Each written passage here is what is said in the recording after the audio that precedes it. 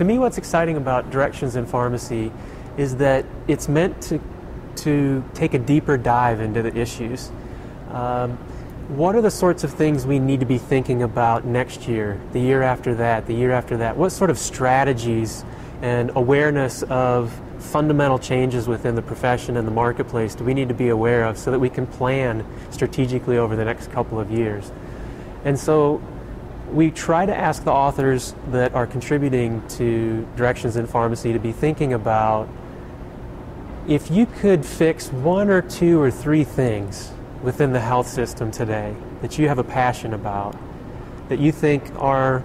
issues that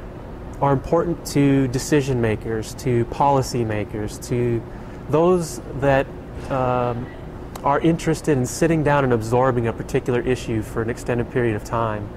Those are the sorts of authors we seek out for Directions in Pharmacy, and those are the types of content that we want to provide to a section of pharmacy leadership and health policy makers and decision makers that have the ability to look into an issue at depth.